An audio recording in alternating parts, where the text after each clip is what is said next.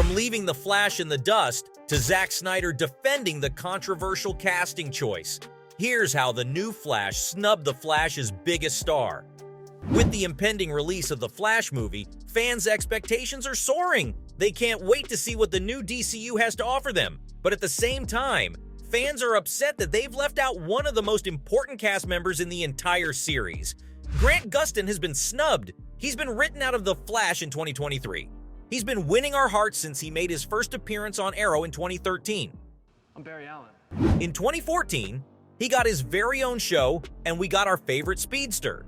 Since then, he has been in several episodes of other DC shows on the CW, like The Arrow, Supergirl, Legends of Tomorrow, and Batwoman.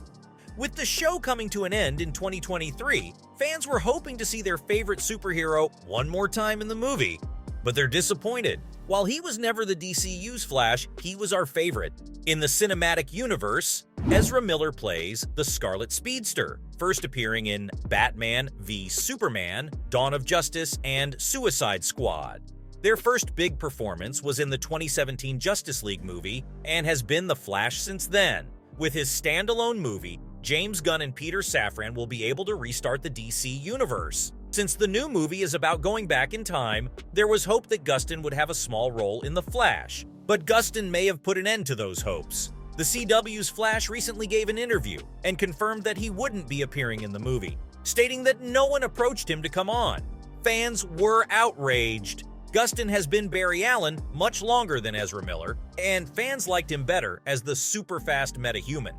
Since both Gustin's and Miller's Flashes were in the CW's 2019 DC crossover event, Crisis on Infinite Earths, The Flash would have been the perfect way to honor Gustin's time as the superhero. This was the 6th crossover event in the CW's Arrowverse, and brought together characters from different shows on the network to fight for the multiverse. In the Speed Force, Gustin's Alan met Miller's Alan, so the movie would have been the perfect send-off for Grant. But fans still haven't lost hope. It could be a Spider-Man No Way Home situation. Remember how well Andrew Garfield and Tobey Maguire hid their parts in the movie? Grant could be doing the same. We know that superhero movies are usually made in secret, so Gustin probably isn't allowed to talk about it. If he does make a cameo in the movie, DC Studios will want to keep the news quiet for as long as possible. Since the movie will be about the multiverse, there may not be a better time to honor Gustin's last 10 years as the Scarlet Blur. If nothing else, they can use old footage of Gustin as Barry Allen to put him in The Flash. While we can't do anything till the 16th of June when the movie will speed its way into theaters, fans do have some opinions based on the trailers and the news that has already been released.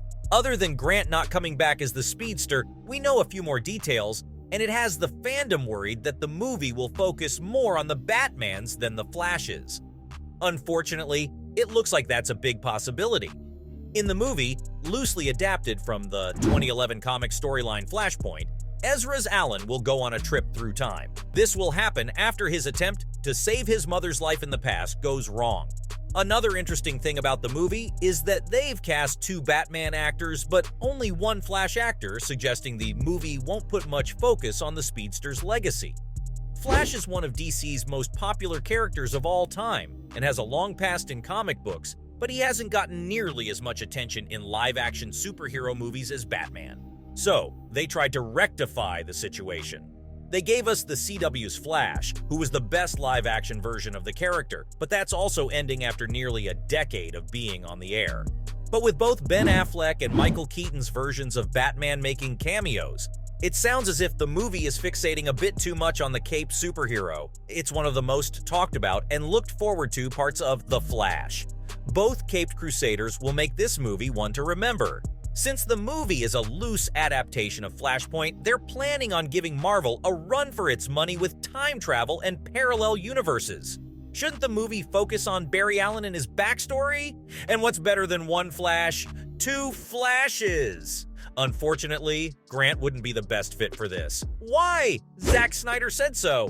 After the mess with Ezra Miller, DCU fans have made it clear that they want WB Studios to replace Miller with a new character. Gustin is a fan favorite because of his amazing run as the Speedster. It might seem like a good idea to cast him instead of Miller, but Snyder doesn't think that would work. You know, when the godfather of the DCEU says something, he means it. He was the one who cast Miller in the first place, and has since defended his decision by saying that while Grant was awesome in the TV series, he wouldn't be a good fit in the darker DCEU. Call me biased, but his reasoning makes sense.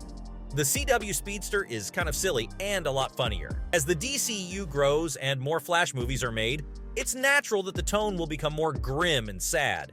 Zack knows that fans love the way Gustin has played the superhero. He can't get past the fact that he wouldn't be able to fit in. But I still think it could have, especially since the whole point of making Flashpoint an important part of the DCEU was to let the same characters from different times show up together. This adds a lot to the story, and does a great job of giving back to the fans. After all the controversies that Miller has been a part of, most of us will be going to see the movie only to see the two Batmans. The director agrees that Miller might need to be replaced, but just to let you down easy, Grant won't be replacing them. The media had a field day with the many controversies surrounding Miller. It's now up to the courts to decide if they really groomed and tricked a 12-year-old girl to join a cult. Most people agree that they should be fired, and Warner Brothers has fired artists for much less. Remember Amber Heard's reduced part in the Aquaman movie after her messy divorce from Johnny Depp? They fired people for less than what Miller has been up to. From doing drugs and brandishing weapons to putting people's lives in danger, they've been up to a lot behind the scenes. But they've been getting help, and Miller is totally committed to it. In August 2022, they told the world that they were going to therapy for mental health after a string of violent arrests. During the 2023 DC presentation on the Warner Brothers lot, DC studio head Peter Safran said that he stands behind their Flash and is supportive of their journey to become a better person. They're figuring out the best way to move forward together. When asked to explain his optimism, Safran claimed that he's been in touch with the actor and has seen their progress himself. Where does this leave Grant Gustin's Flash? Not in a good place, that's for sure. His character has been making us laugh for almost a decade, but he works because he is written well and adds to the character. His own Flashpoint is over and done with at this point. While we would love to see him come back as the Scarlet Speedster, Snyder, Gunn, and Safran won't be making that happen anytime soon. Even if they do end up replacing Miller as the superhero, if their controversial behavior doesn't get better, or if they can't cope with things, it wouldn't be with Grant Gustin. His time as the Blur is really coming to an end. It's hard to come to terms with, but it doesn't seem like DC fans have much of a choice.